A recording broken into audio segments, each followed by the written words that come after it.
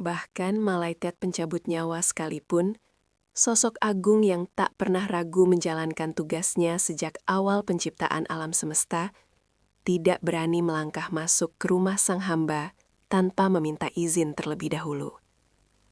Inilah sebuah kisah epik dari lembaran sejarah langit dan bumi. Momen di mana takdir semesta seolah menahan napasnya. Sebuah kisah yang mengajarkan kepada kita tentang seberapa tinggi derajat kemuliaan Rasulullah di mata Sang Pencipta. Hingga utusan kematian pun harus menanggalkan ketegasannya dan datang dengan membawa adab serta pilihan yang tak pernah ditawarkan kepada makhluk manapun sebelumnya. Dalam literatur sejarah Islam yang mendalam, hari-hari terakhir sang pembawa risalah dipenuhi dengan suasana yang sangat emosional. Kota Madinah yang biasanya terang benderang oleh senyuman dan bimbingannya, kini mulai diselimuti oleh kabut kesedihan yang tidak terlihat, namun sangat terasa di dada setiap penduduknya. Angin gurun yang berhembus seolah membawa bisikan perpisahan, menyentuh dedaunan kurma dan dinding-dinding rumah tanah liat. Penduduk kota merasa ada sesuatu yang besar akan terjadi. Sebuah perpisahan yang akan mengubah sejarah dunia selamanya, meski mereka belum sepenuhnya menyadari kapan waktu itu tiba. Di tengah hiruk-pikuk langit yang penuh dengan rahasia ilahi, malaikat Israel menerima sebuah perintah langsung yang sangat mengejutkan dari Arsy yang Maha Agung. Perintah ini bukanlah perintah pencabutan nyawa biasa yang dilakukan secara mutlak dan tanpa kompromi. Kali ini, Allah memberikan sebuah instruksi khusus yang belum pernah terjadi sepanjang sejarah penciptaan para malaikat. Israel diperintahkan untuk turun ke bumi sebagai seorang tamu kehormatan. Ia diwajibkan untuk mengetuk pintu, memberi salam yang santun, dan menanti izin sebelum diperbolehkan melangkah masuk ke dalam rumah manusia paling mulia tersebut. Turunnya sang malaikat ke bumi diiringi dengan sebuah penyamaran yang sempurna. Ia tidak menampakkan wujud aslinya yang agung dan menakutkan, melainkan mengambil bentuk seorang manusia biasa, agar tidak mengejutkan penghuni bumi. Sosoknya diubah menjadi seorang pengembara dari padang pasir, dengan jubah yang tampak berdebu, seolah telah menempuh perjalanan yang sangat jauh dan melelahkan. Penyamaran ini adalah bentuk penghormatan tertinggi, sebuah kelembutan dari langit untuk menjaga perasaan keluarga Nabi yang sedang dilanda kesedihan mendalam akibat penyakit yang mendera sang pelita umat manusia di hari-hari terakhirnya. Langkah demi langkah, sang pengembara misterius itu menyusuri hamparan pasir Arabia yang luas. Langkahnya tidak meninggalkan jejak yang berat seperti manusia biasa. Namun, kehadirannya membawa aura wibawa yang sangat luar biasa. Langit senja seolah menunduk hormat menyambut perjalanannya menuju kota Madinah. Setiap butir pasir yang dilewatinya seakan menjadi saksi bisu atas sebuah peristiwa monumental yang akan segera terjadi. Ia berjalan dengan penuh ketenangan, membawa sebuah amanah terberat yang mengharuskannya menawarkan pilihan mutlak kepada sosok yang paling dicintai oleh Sang Pencipta alam semesta dan seluruh isinya.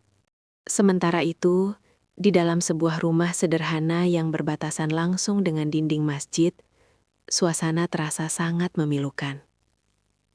Sang putri tercinta, belahan jiwa Rasulullah, terus berada di sisi pembaringan ayahnya tanpa henti. Ia menyaksikan penderitaan fisik yang dialami oleh ayahnya dengan hati yang hancur berkeping-keping. Meskipun ia berusaha untuk tetap tegar, air mata tidak bisa berhenti mengalir dari matanya. Kesedihan yang ia rasakan bukanlah sekadar kesedihan seorang anak yang akan kehilangan ayahnya, melainkan kesedihan seorang umat yang akan kehilangan cahaya penuntun hidupnya di tengah kegelapan dunia. Setiap helaan napas yang keluar dari sosok mulia itu terasa begitu berat, dan sang putri dengan penuh kelembutan terus membasahi kening ayahnya dengan air suci. Di saat-saat kritis seperti ini, pintu rumah mereka dijaga dengan sangat ketat dari kunjungan para tamu, agar sang nabi bisa beristirahat dengan tenang. Sang putri telah bertekad untuk tidak membiarkan siapapun mengganggu ayahnya. Hari-hari berlalu dengan penuh kecemasan, dan setiap detik terasa seperti sebuah keabadian bagi mereka yang menanti keajaiban kesembuhan dari langit, meski takdir telah lama dituliskan dengan tinta abadi. Udara di sekitar Madinah pada hari itu terasa begitu hening, seolah alam semesta ikut menahan duka cita yang mendalam. Burung-burung enggan berkicau, dan angin pun berhenti bertiup. Di balik dinding rumah tanah liat tersebut, sang putri terus berdoa tanpa henti, memohon keringanan atas rasa sakit yang diderita oleh manusia terbaik di muka bumi. Namun, ia juga perlahan mulai menyadari bahwa ada sebuah kepastian mutlak yang sedang bergerak menuju ke arah mereka. Sebuah kepastian yang tidak dapat dihindari oleh makhluk bernyawa manapun, sekuat apapun doa dipanjatkan. Di luar rumah, para sahabat terdekat berkumpul dengan wajah yang dipenuhi kekhawatiran dan air mata yang tidak terbendung. Mereka adalah orang-orang yang telah berjuang bersama, menumpahkan darah dan keringat demi menegakkan agama. Namun kini mereka merasa sangat tidak berdaya melihat kondisi pemimpin mereka. Mereka hanya bisa duduk terdiam di pelataran masjid, saling menguatkan meski hati mereka hancur. Tidak ada satupun dari mereka yang memiliki keberanian untuk mendekati pintu rumah, menghormati privasi sang putri, dan membiarkan keluarga mulia tersebut menghabiskan sisa waktu yang sangat berharga dengan tenang. Dalam keheningan ruangan tersebut, waktu terasa berjalan sangat lambat.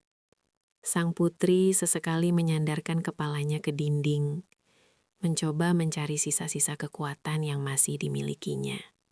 Ia teringat akan janji-janji ilahi dan masa-masa indah saat sang ayah masih berdiri tegak, memimpin ribuan pasukan dengan senyumannya yang menyejukkan. Namun, kenyataan pahit kini ada di depan matanya. Seluruh semesta seakan ikut bersedih, menanti dengan penuh ketegangan akan momen peralihan terbesar dalam sejarah manusia, di mana sang kekasih akan segera dipanggil kembali oleh sang pemilik segala cinta untuk selamanya. Kini, sosok pengembara misterius yang diutus dari lapisan langit tertinggi telah tiba di perbatasan kota Madinah. Ia memasuki kota dengan langkah yang tenang, tanpa menarik perhatian dari kerumunan orang yang sedang larut dalam duka. Jubah baduinya yang usang dan tertutup debu membuatnya tampak seperti musafir biasa yang singgah setelah menempuh kerasnya gurun. Tidak ada satupun penduduk kota yang menyadari bahwa sosok tinggi besar yang berjalan melewati mereka adalah sang pencabut nyawa, utusan yang telah memisahkan jutaan ruh dari jasadnya sejak Nabi Adam pertama kali menginjakkan kaki di bumi. Sang utusan terus menyusuri jalan-jalan sempit Madinah yang hening. Tatapannya lurus ke depan, tertuju pada satu rumah yang sangat sederhana di dekat masjid. Di setiap langkahnya, ia membawa beban amanah yang sangat berat. Sebuah perintah untuk bersikap sangat lembut dan menanti izin sebelum bertindak. Hal ini sangat bertentangan dengan sifat alaminya yang tegas dan tak kenal kompromi saat mencabut nyawa. Namun demi sang rasul, ia menahan seluruh kekuatan kosmisnya, menyusutkan wujudnya yang luar biasa besar menjadi sosok manusia lemah, agar tidak menimbulkan ketakutan di hati penghuni rumah. Hingga akhirnya, sang pengembara itu tiba tepat di depan pintu rumah sang pembawa risalah. Ia berhenti dan berdiri mematung sejenak, menundukkan kepalanya dengan rasa hormat yang sangat dalam. Di balik pintu kayu yang rapuh inilah, terbaring sosok yang paling dicintai oleh pencipta seluruh alam semesta. Sang utusan maut, yang kehadirannya selalu ditakuti oleh seluruh umat manusia, kini berdiri bak seorang hamba yang rendah hati. Ia menyiapkan suaranya yang menggelegar menjadi selembut mungkin, mengumpulkan seluruh adab kesopanan yang pernah ada untuk menyapa penghuni rumah yang mulia tersebut. Dengan perlahan, sang pengembara mengangkat tangan kanannya yang tertutup kain lengan jubah berdebu.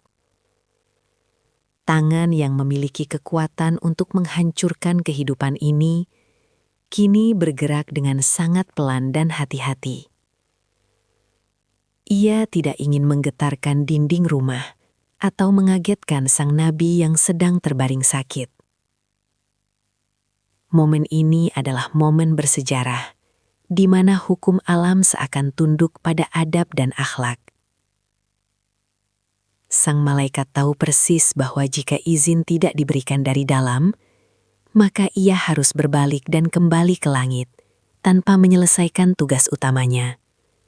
Sebuah aturan yang belum pernah ada sebelumnya. Terdengarlah sebuah ketukan perlahan, namun sangat tegas di pintu kayu tersebut. Ketukan itu terdengar sederhana, namun getarannya seolah mampu menembus hingga ke dasar jiwa siapapun yang mendengarnya. Bersamaan dengan ketukan tersebut, sang tamu misterius mengucapkan salam dengan suara yang berat, asing, namun sangat berwibawa. Ia memohon izin untuk masuk dengan bahasa yang sangat santun. Suara salam tersebut menggema di udara yang sunyi, memecah keheningan sore hari di kota Madinah, dan perlahan masuk menembus celah-celah dinding, menuju telinga sang putri yang sedang menangis di dalam ruangan. Di dalam rumah, sang putri yang sedari tadi menemani ayahnya seketika tersentak pelan.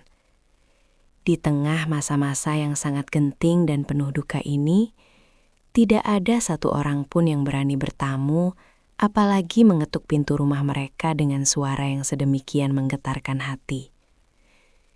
Ia menoleh ke arah sumber suara dengan dada yang berdebar kencang. Ada sesuatu yang aneh dengan suara tamu tersebut.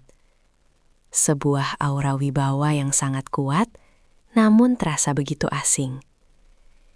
Dengan hati-hati, sang putri perlahan bangkit dari sisi pembaringan ayahnya, agar tidak mengganggu istirahat sang ayah. Dengan langkah yang terasa sangat berat, sang putri mengayunkan kakinya menelusuri lorong sempit menuju pintu depan. Air mata yang masih menempel di pipinya diusap perlahan. Ia tidak bisa menyembunyikan rasa lelah dan kesedihannya yang mendalam. Di benaknya, ia mengira bahwa tamu di luar sana hanyalah seorang musafir Badui yang tersesat atau seseorang yang tidak mengetahui kabar tentang kondisi kritis yang sedang dialami oleh ayahnya. Ia bersiap untuk memberikan penjelasan dengan cara selembut mungkin, agar sang tamu mengurungkan niatnya untuk bertamu pada hari yang sangat berat tersebut. Sesampainya di depan pintu, ia terdiam sejenak, mendengarkan kembali suara napas dari luar. Udara terasa tiba-tiba menjadi sangat dingin di sekitar pintu kayu tersebut. Sang putri ragu untuk membuka pintu tersebut secara penuh. Ia adalah wanita yang sangat menjaga kehormatan dan keselamatan ayahnya. Dengan suara yang tertahan dan penuh dengan nada kesedihan, ia menjawab dari balik pintu tanpa membukanya. Memberitahu sang tamu bahwa ayahnya sedang sakit parah dan tidak bisa menerima siapapun untuk saat ini. Ia berharap sang musafir akan mengerti dan segera berlalu dari hadapan rumahnya. Melalui celah kecil dari pintu yang terbuka sedikit, sang putri menyampaikan pesannya dengan nada yang sangat sopan. Ia memohon maaf karena tidak bisa membukakan pintu lebar-lebar untuk sang tamu.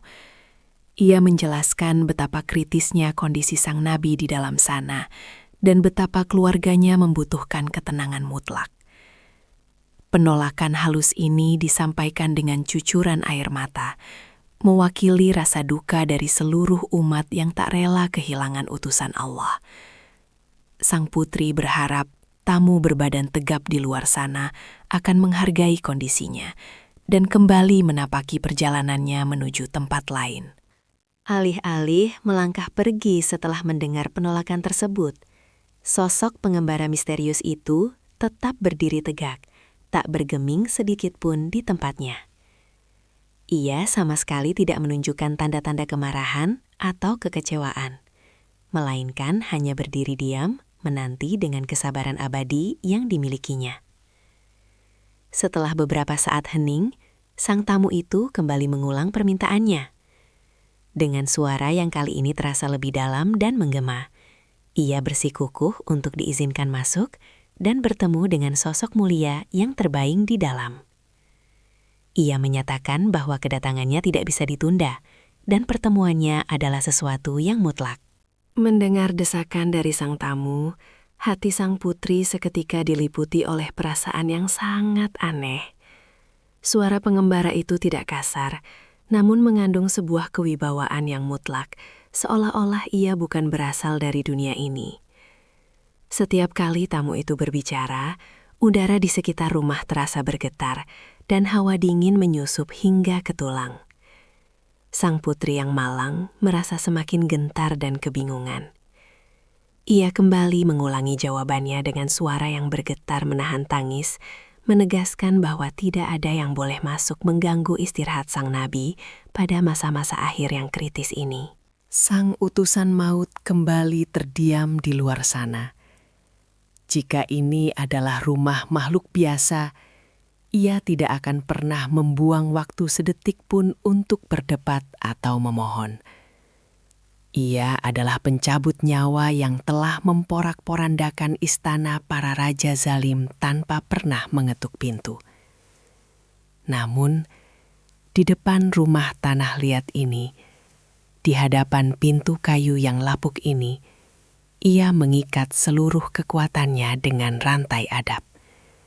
Perintah dari Sang Pencipta terngiang jelas di benaknya. Sebuah ujian kepatuhan tingkat tinggi, di mana ia harus menekan naluri pencabut nyawanya dan bertindak layaknya seorang musafir papa. Percakapan antara sang putri dan tamu misterius di depan pintu itu ternyata menggema hingga ke dalam ruangan tempat sang pembawa risalah berbaring. Meskipun kondisinya sangat lemah, indera dan batin sang nabi sangatlah tajam. Mendengar suara yang khas dari luar, sang nabi perlahan membuka matanya yang sayu. Beliau menahan rasa sakit di sekujur tubuhnya dan memanggil nama putrinya dengan suara yang sangat parau dan lemah. Sang putri yang terkejut mendengar panggilan ayahnya segera berlari kecil meninggalkan pintu dan bergegas kembali berlutut di sisi pembaringan sang ayah tercinta. Dengan napas yang tersengal-sengal, sang ayah menanyakan kepada putrinya tentang siapa yang sedang berdiri di luar rumah mereka. Sang ayah bertanya dengan penuh kelembutan, meski ia sendiri sebenarnya sudah mengetahui dengan pasti siapa pemilik suara yang menggetarkan dinding tersebut. Bagi sang nabi, suara itu bukanlah suara asing. Ia telah sering berinteraksi dengan makhluk-makhluk langit, dan getaran dari suara sang utusan pencabut nyawa adalah frekuensi yang sangat dikenali oleh ruhnya. Namun, Ia ingin putrinya yang menceritakan hal itu kepadanya, untuk memberikan pengertian secara perlahan. Dengan nada suara yang masih bergetar, sang putri menjelaskan kepada ayahnya bahwa ada seorang musafir Badui bertubuh tegap di luar sana yang bersikeras untuk masuk. Ia menceritakan bagaimana ia telah berusaha menolaknya dengan halus berkali-kali, menjelaskan bahwa sang nabi sedang sakit parah, namun tamu tersebut enggan untuk beranjak pergi. Sang putri mencurahkan rasa kebingungan dan ketakutannya terhadap aura aneh yang dibawa oleh pengembara tersebut. Ia berharap ayahnya akan memberikan arahan agar para sahabat di luar dapat mengusir musafir yang tidak tahu waktu itu agar menjauh dari rumah mereka. Mendengar penjelasan putrinya, sang nabi tidak marah ataupun gelisah. Sebaliknya, sebuah senyuman tipis dan damai terukir di wajahnya yang pucat pasi.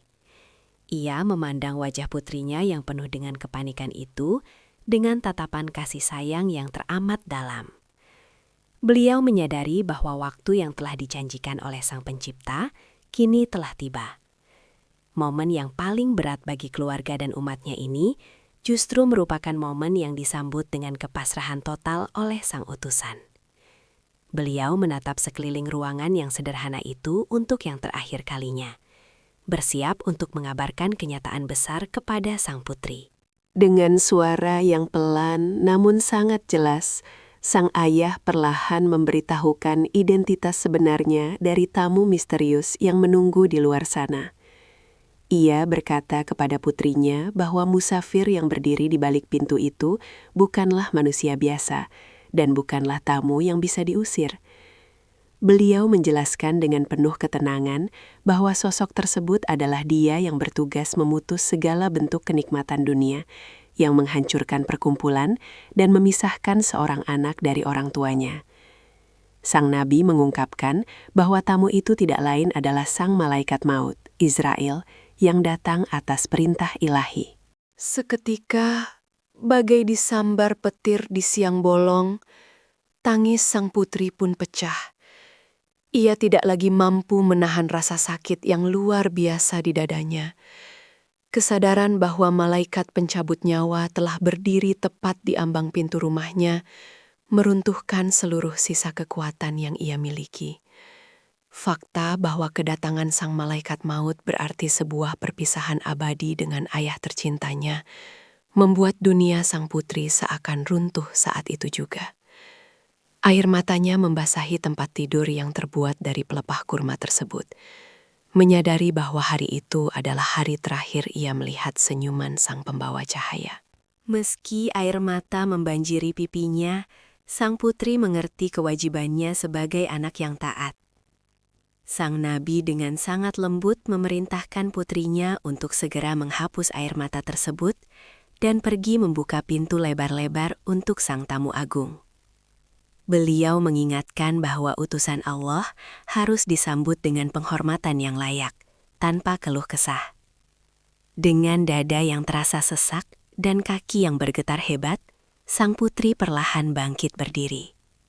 Setiap langkah yang ia ambil menuju pintu terasa seperti menginjak duri, karena ia sadar bahwa membuka pintu itu berarti mempersilahkan kematian untuk menjemput sosok terkasih.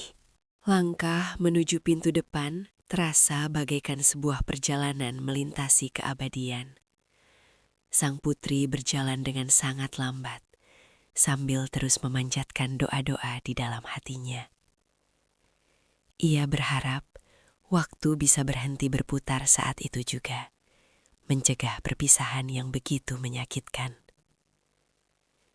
Di luar sana, sang malaikat maut terus menunggu dengan kesabaran absolut.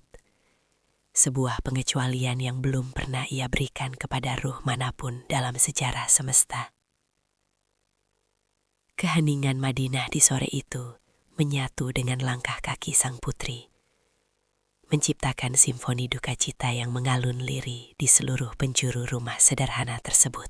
Akhirnya, dengan kedua tangan yang gemetar hebat, sang putri memutar grendel kayu tua dan menarik daun pintu hingga terbuka lebar. Terpampanglah dengan jelas sosok tinggi besar dalam balutan jubah badui usang yang berdebu. Sosok pengembara misterius itu kini berdiri berhadapan dengan sang putri. Meski wujud fisiknya menyerupai manusia biasa, namun aura kosmis yang memancar dari kehadirannya sangatlah kental, memaksa sang putri untuk menundukkan kepalanya dalam-dalam dengan penuh rasa hormat sekaligus kesedihan yang tak terlukiskan. Sang tamu agung perlahan mengangkat kepalanya, bersiap untuk melaksanakan amanah terbesarnya.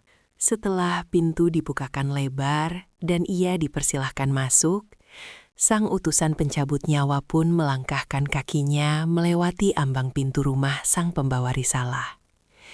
Ia melangkah dengan penuh kelembutan, menanggalkan seluruh sifat garangnya. Begitu ia berada di dalam, udara di ruangan tersebut berubah seketika, diliputi oleh energi yang sangat damai, namun syarat akan misteri kematian. Sang utusan maut tidak masuk dengan arogansi kekuasaan yang ia miliki, melainkan dengan ketundukan seorang pelayan yang menghadap kepada seorang raja besar. Ia berjalan perlahan menuju bilik tempat manusia terbaik itu berbaring, menanti kedatangannya. Sesampainya di dekat pembaringan sang nabi, sang malaikat maut berhenti dan berdiri dengan sikap penghormatan yang sangat tinggi. Ia kemudian mengucapkan salam kehormatan dengan suara yang jauh lebih lembut dan penuh cinta. Salam tersebut bukan sekadar ucapan biasa, melainkan salam yang membawa kedamaian abadi dari langit tertinggi. Ia menyapa sang utusan Allah dengan gelar yang penuh kemuliaan, menyatakan bahwa seluruh penduduk langit saat ini sedang menanti kehadirannya. Suara salam sang malaikat memecah keheningan ruangan, menggetarkan dinding-dinding tanah liat, dan menyentuh hati sang putri yang berdiri diam di sudut. Dengan penuh kehati-hatian, sang malaikat mulai menyampaikan pesan dan amanah yang dibawanya langsung dari Sang Maha Kuasa. Ia menjelaskan bahwa dirinya tidak pernah diperintahkan untuk meminta izin terlebih dahulu kepada manusia manapun sebelum mencabut nyawa, kecuali hanya kepada sang pembawa risalah akhir zaman ini. Ia juga menyampaikan bahwa jika beliau menolak, maka ia diperintahkan untuk segera kembali ke langit tanpa mengambil paksa nyawanya. Ini adalah bentuk penghormatan tertinggi dari Sang Pencipta, sebuah hak istimewa yang membuktikan betapa tinggi kedudukan Sang Nabi di alam semesta ini. Sang utusan pencabut nyawa kemudian menjabarkan pilihan langka yang dititipkan kepadanya. Ia memberikan hak kepada Sang Kekasih Allah untuk memilih, apakah beliau ingin terus hidup abadi di dunia ini, menikmati segala kemuliaan bersama umatnya, atau memilih untuk meninggalkan kefanaan dunia dan berjumpa dengan Sang Kekasih tertinggi di kehidupan abadi. Pilihan ini adalah sebuah ujian cinta yang sangat nyata. Di satu sisi, umatnya sangat membutuhkan kehadirannya dan keluarganya tak sanggup berpisah.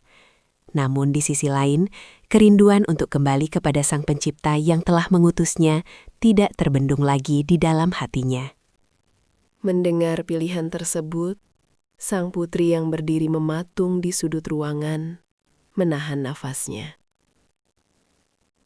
Jauh di dalam lubuk hatinya yang hancur, ia sangat berharap ayahnya akan memilih untuk tetap tinggal di dunia, menemani dirinya, dan menuntun para sahabat yang masih sangat membutuhkan bimbingan.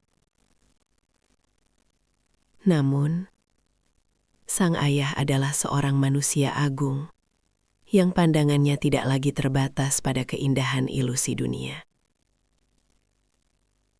Beliau telah menuntaskan seluruh tugas kenabiannya, menyampaikan risalah sempurna, dan meletakkan dasar kebenaran yang kokoh. Tidak ada lagi yang beliau kejar di dunia fana ini, selain kerinduan akan perjumpaan agung.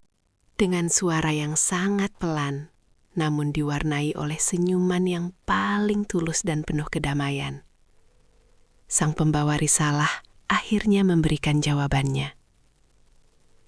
Beliau tidak memilih dunia dan segala isinya. Dengan kebulatan tekad yang mutlak, beliau memilih untuk kembali kepada Sang Kekasih tertinggi, Allah yang Maha Pengasih.